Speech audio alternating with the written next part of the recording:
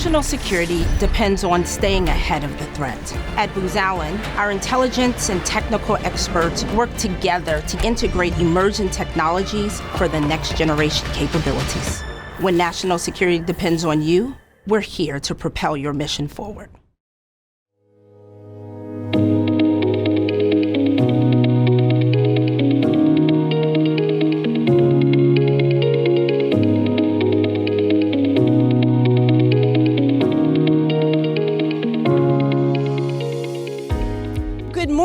Let's get some energy back in here. Everyone got some coffee? All right, good. Hey, I left Mandiant 5.5 years ago, and here I am, warm-up act to Kevin Mandia, still. So, hey, I'm gonna shave a few minutes off, but here's what I wanna do today. Look, I'm the new director, I'm 4 months in to being the Cyber Threat Intelligence Integration Center head at ODNI and the IC's cyber executive. I cannot add more words to that title because it's very frustrating to figure out what to do. But here's what I'm at, and here's what I'd like to brainstorm, if I can, with you a little bit this morning. So, in this job of figuring out how to integrate threat intelligence and then integrate the intelligence community to go after cyber threats, I want to do a couple things. First is walk you through my thinking on where we collectively are in cyber threat intelligence. And then second, what the next fissures of the landscape have to look like so that we get beyond where we are today, okay? So let me start you here. Come back with me for a second to this era when people didn't used to say CTI. Remember this? Cyber threat intelligence is still a very early time. 2006, 2007. The Estonia cyber attack happens. Agent BTZ. Any memories?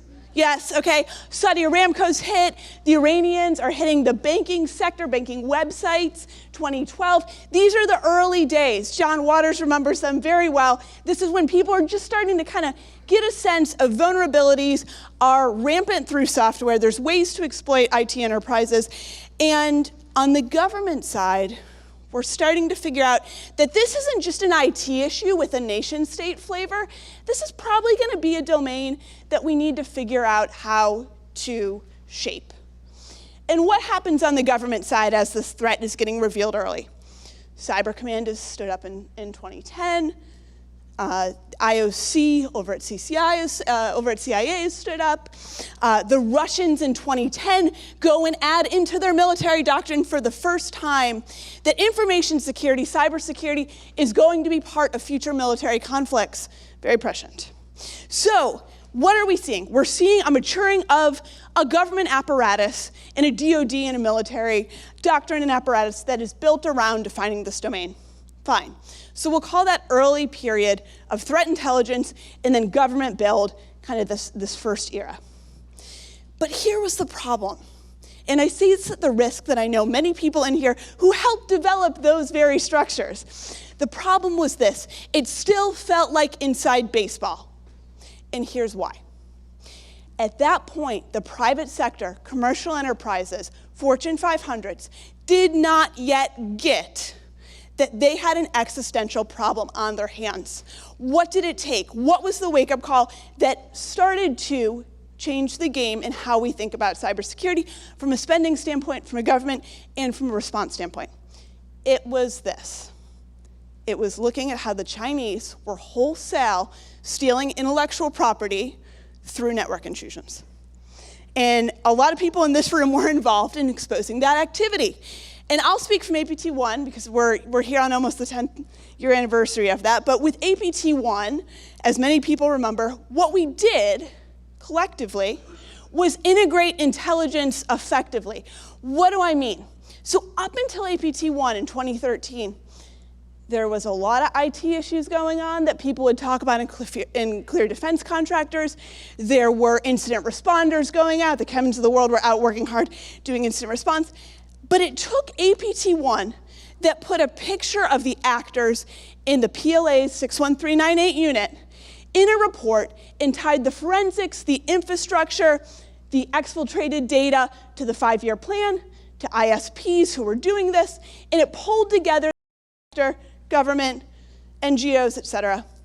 Threat activity is responded to, whether that's a good incident response firm, whether that's FBI coming in, activities responded to, we're starting to get the malware and infrastructure off of the victim, goes into a blog. A great blog is written, a great intelligence report is written, David Sanger, whomever picks it up, it ends up on the front of the New York Times, fine. And then we get to this place where government responds. Sanctions, OFAC jumps in and does something, indictments, exposure, so a variety of different government actions. And we've played this game many times. But the question that I have in trying to think through, how do we do integrated intelligence in 2022, in 2025, in the community?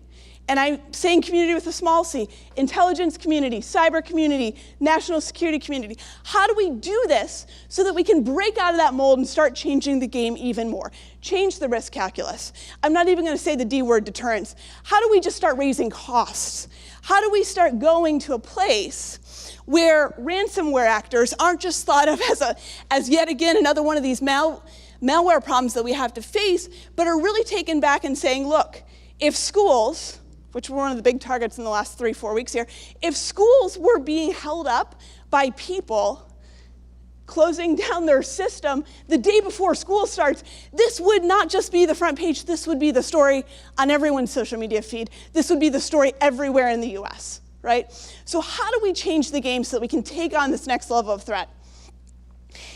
I have a few thoughts.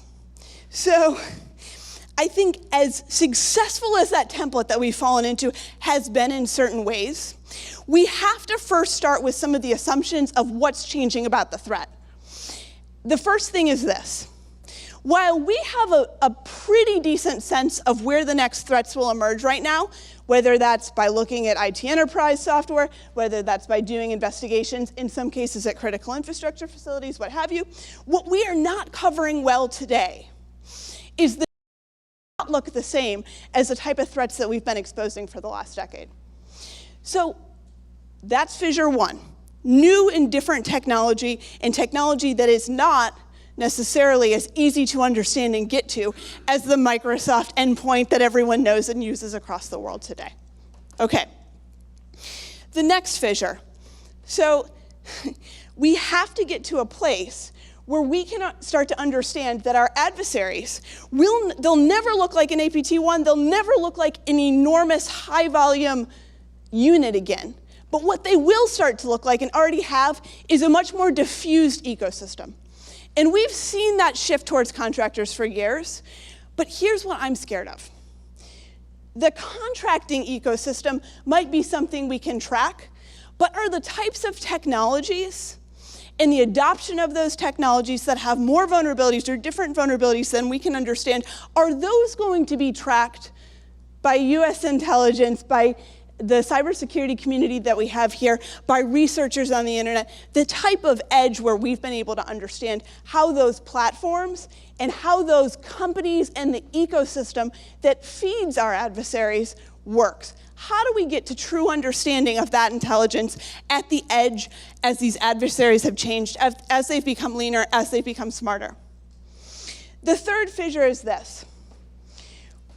Actors, adversaries are not dummies. They get that the best offended companies in the world can buy a lot of the providers that are sitting on the sponsored signs up here today. They also get that some of the most influential targets, and the ones where they're likely to get the best ROI, if you will, are some of the least offended. Hospitals, schools, places where if you said critical infrastructure is off limits in a cyber norms discussion, nation states would nod, but cyber criminals won't, right? This softer target and other edge that needs to be defended is a place that's going to have a maximum intelligence gain for us. So it's these three fissures that I feel like are really important to defining both where the threat's going to go and where we need to pivot our resources.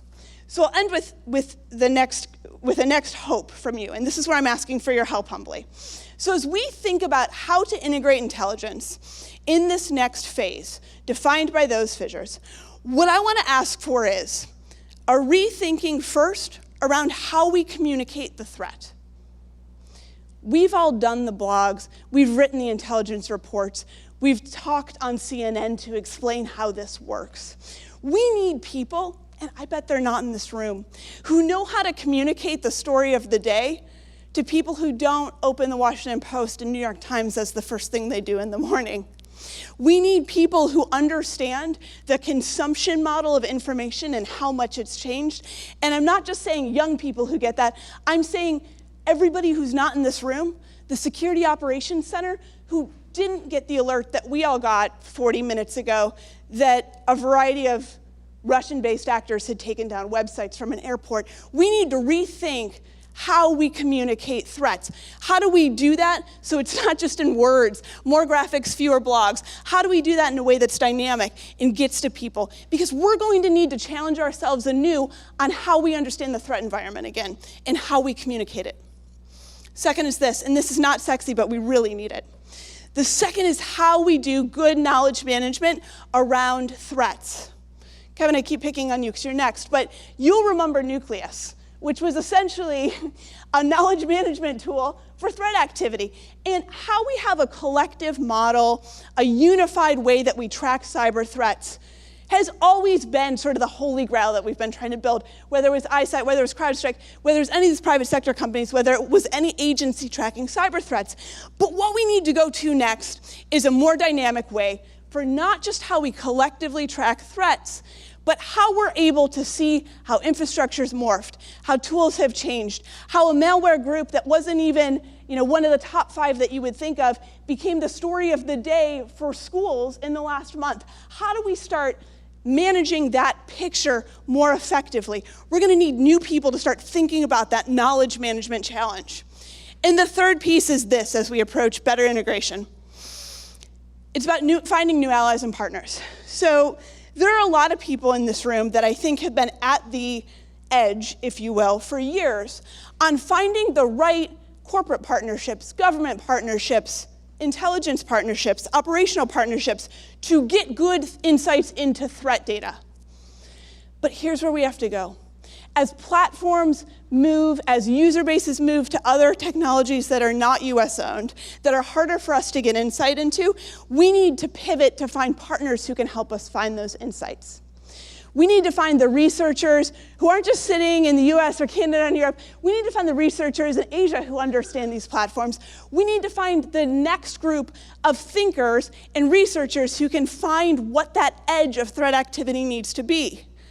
John Holquist was here. He might know a guy who knows a guy, but I bet a lot of the people in this room are not going to be the people who can find that edge, those 3 people in Australia who might be researching this, or who might be finding the next threat. So how we push ourselves to recommunicate the threat, to manage how we understand it, and then how we really understand the next places where the threat will go to the US and how we will see it are critical to how we integrate intelligence better.